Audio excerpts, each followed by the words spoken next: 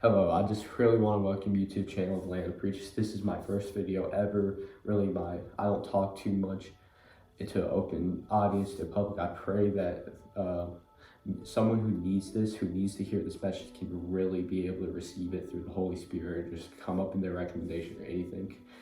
But truly, instead of introducing myself, my name is Landon, first of all, but instead of introducing myself, let's really dive deep into this topic.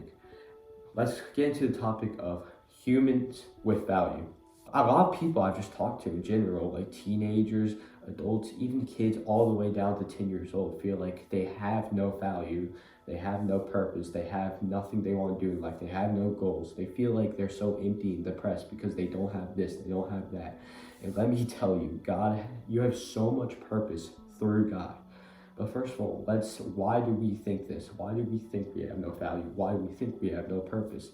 And let me tell you, in John 5:19, it says, "We know that we are children of God and that the whole world is under the control of the evil one."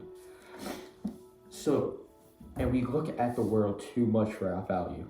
Our value is always put into the world. How popular am I? Am I really attractive? Is this person going to like me? Are they going to think I'm cool? Am I wearing the right thing?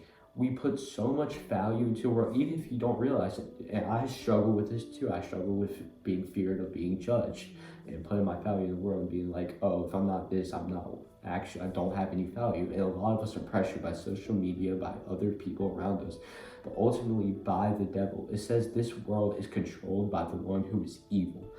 And it says all throughout the Bible, it says many verses, I can't know off the top of my head, but it says Satan is a liar and he's deceptive, and he only wants to practically to drag you down, to basically make you go to hell with him. He wants to make your life miserable. And how does he do this?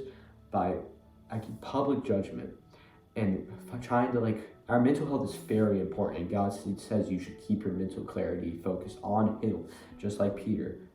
You should just keep your faith on him. You need to just practically stare at him and have all faith in him, like Peter did on the water. Peter took a step forward and he was staring at God. He stepped on the water. He was walking on water. But the thing is, what happened? He looked away and he fell. He couldn't walk on water. And what did Jesus say after? He was like, "You've lost faith in me. You stride away." And a lot of times us humans like to do that. We like to look away from God, and we like to look away and put our faith in our value in something else. We're like, God, I don't know, is this true? And our mental clarity starts getting lost. So we start getting depressed. We start finding our value in something else. We start going away from God. We start looking away from God. And that's something that a lot of us do. We are human, we are sinful, and not one is righteous, not even one. And we're all going to definitely mess up. But ultimately, we need to refocus on Jesus so we can be able to walk on water and be able to step closer to him in our faith.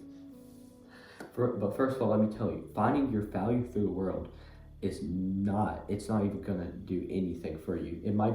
There's a difference between joy and happiness. You might find happiness in a moment. Happiness is very temporary. You're going to find happiness in a certain moment of doing that. If that's drugs, looking at pornography, trying to find value through women, trying to find value through friends and what others think of you. But that's very temporary. It says in Galatians 6:8 through 9. Let me get to it. 6:8 through 9, 7 through 8. "Do not be deceived. God cannot be mocked. A man reaps what he sows. Whoever sows to please their flesh, from the flesh will reap destruction. Whoever sows to please the Spirit, from the Spirit will reap eternal life." We are told that, yes, the thing is, we are going to be enticed to sin because our human nature, Adam and Eve, made sin enter the world. And we almost crave sin. Our flesh does, but we should not even acknowledge that. We should stay focused on God like Peter did when walking in the water. And the thing is, when you do these things, you find no happiness, you find no joy. And things, you do in the moment, but then afterwards, it leads to evil, and it leads to depression. And the thing is, it's like, what's my value then? How do I get this value if I can't get it through these worldly things? So let me tell you, you find it through the love in Jesus. Jesus he's all-knowing, he's all-powerful, he's omniscient, omnipresent, he's everything. And things, he's so perfect. But the thing is, you might be asking, how is there value through me if Jesus is all this? Well, it's his love, first of all.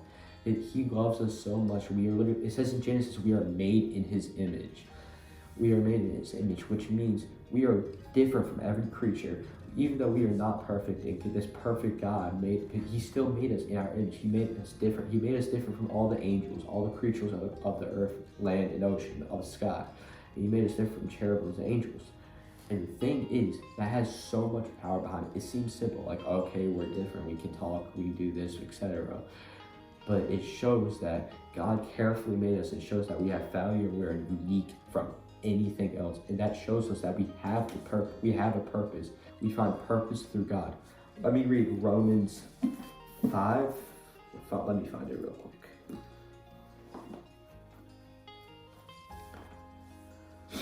Romans 5:8. But God demonstrates his own love for us in this: while we're still sinners, Christ died for us. God, if we honestly don't have value, how is that a God who is perfect, has more value than anything in this world, in this universe, outside this dimension? He has the most value. He's perfect, literally.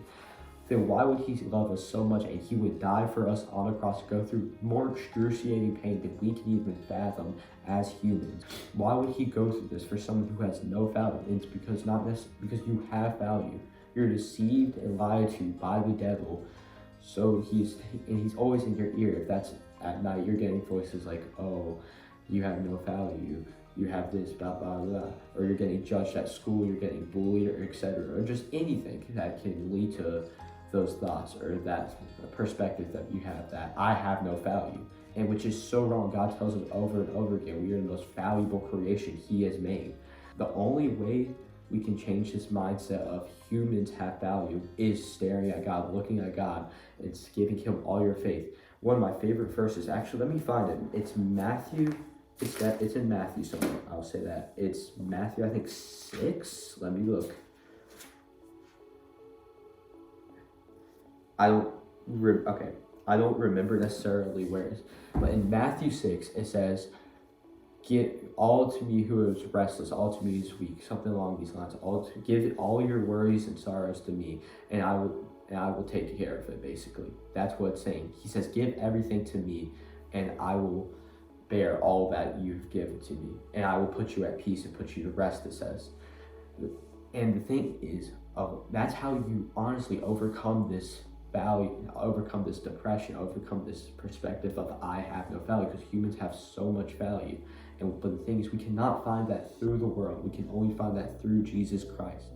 And he says, I'm here waiting for you, because his love is so excruciating. Even though we mess up as humans, even though we fall so short of the glory of God, we still are loved by him, and we still are welcomed into his kingdom. And he's sitting there with wide open arms waiting, saying, hey, when are you going to come and have a relationship with me? When are you going to welcome me into your heart, into your household?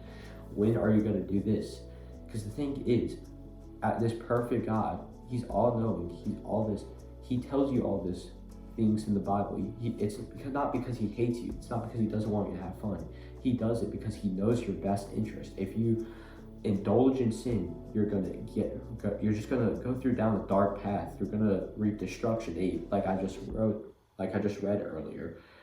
And honestly, he wants what's best for you, because his love is so abundant, where he literally sacrificed himself for us, which he did not have to do. He could have just destroyed all humanity when he had that flood. No, he was like, no, I will keep y'all because I love y'all so much, and I want y'all to become with me one day into heaven.